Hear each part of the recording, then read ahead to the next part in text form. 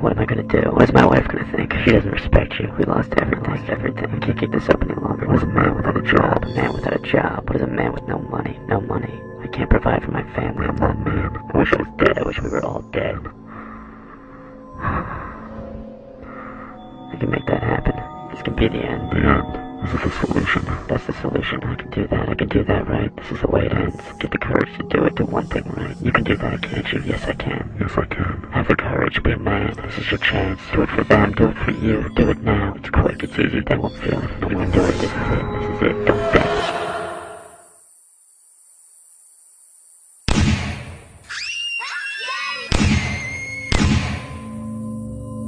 When people lose everything, and they have nothing left to lose, they lose it.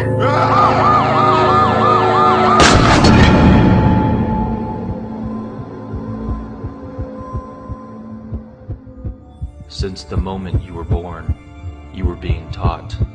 You were being trained to exist in this world. The development of your mind began with the voices and touch of your parents.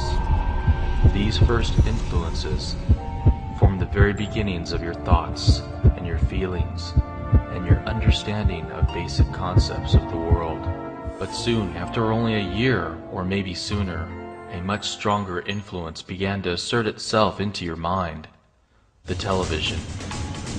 Not just cartoons and those silly songs we all used to sing, but the commercialization of your mind began in earnest.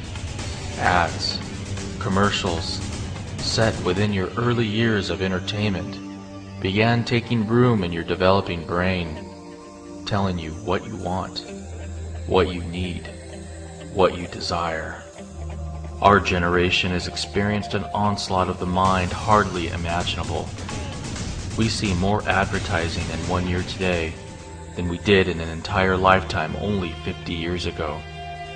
50,000 TV commercials per year. 1,000 to 2,000 advertising images per day, 620 billion in global corporation advertising. You are not you. You are a million images and thoughts and concepts that have been ingrained into your brain since the day you were born, all for control. You are living in the real matrix. But this isn't our story. It belongs to you. I'm here to tell you, your life isn't your own. It belongs to someone else. As we entered school, a whole new sort of programming began. Boundaries are set, and we learn that there are fences that hold us in, clocks that govern our time, and authorities we must listen to. Most of all, we are taught to be good little citizens, and always toe the institution's line of reasoning. In simple terms, we have been prisoners of the system for most of our childhood lives. We have been told what to like, how to act, what to desire, and what is acceptable for an American lifestyle. We are here to tell you now to question everything. You are free. Americans' acceptance of authority and our love affair with our television has set up a dangerous level of control.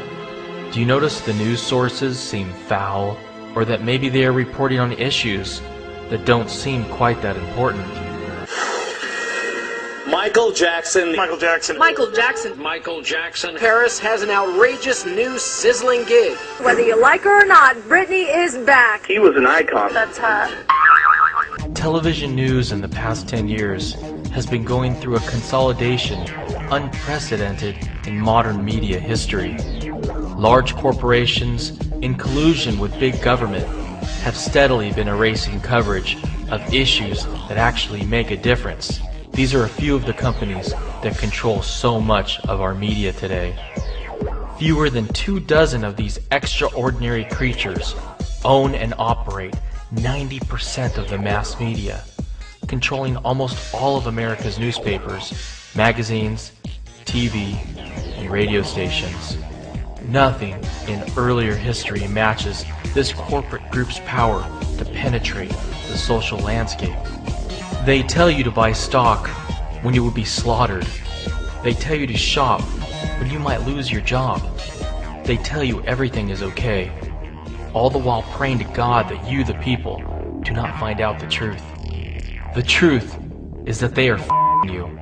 They have been setting up the middle class for the worst fall of all, and we're not going to take it. Bernanke, there he is. Austin, George Bush, Chris Dodd, Bernie Madoff, goddamn Barney Frank, bitch-ass Greenspan. Hell, even Walmart's goddamn year-on-year same-store sales were down. Excuse me, but I would really appreciate it if everybody could keep their comments quiet until there's time for Would you wake up? Don't you see what's happening at these town hall meetings? It'll be a cold day in hell before he socializes my country. If enough people get together and scream, the government has to listen. Opportunity is knocking, people. Would you answer the door? Answer the freaking door!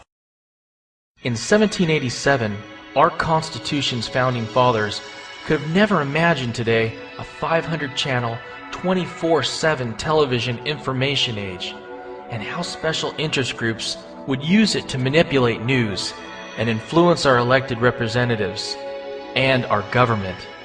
The U.S. Constitution stated that the money of the United States was to be coined, not printed, and that nothing but gold and silver were acceptable as legal tender.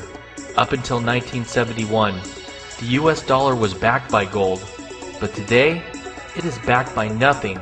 The only reason you are still able to purchase goods and services with your dollars is because it has been engraved in the minds of all Americans for nearly 100 years that the dollar is money, when in fact, it's all an illusion.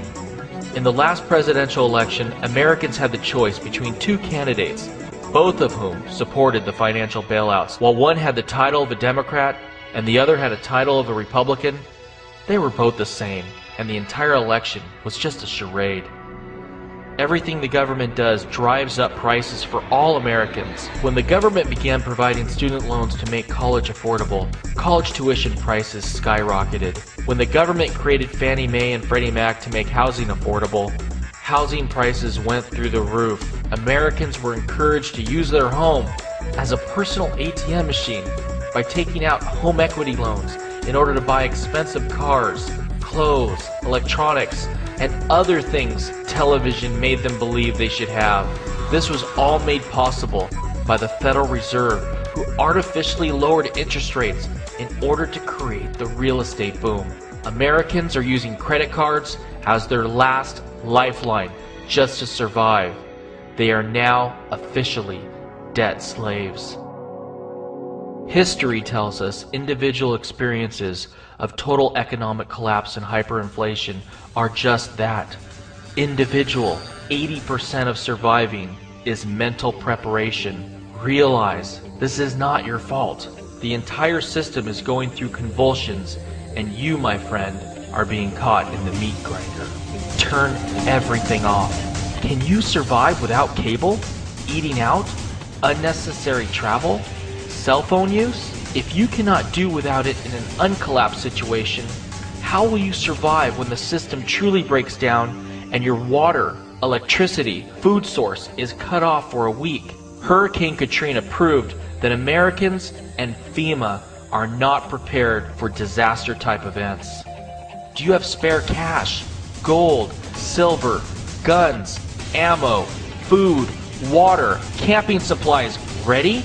Fight to change the existing system that favors the corporate elite over America's middle class. Sign up for our free newsletter at National Inflation Association. Do not base your future decisions on what CNBC and the mainstream media tell you.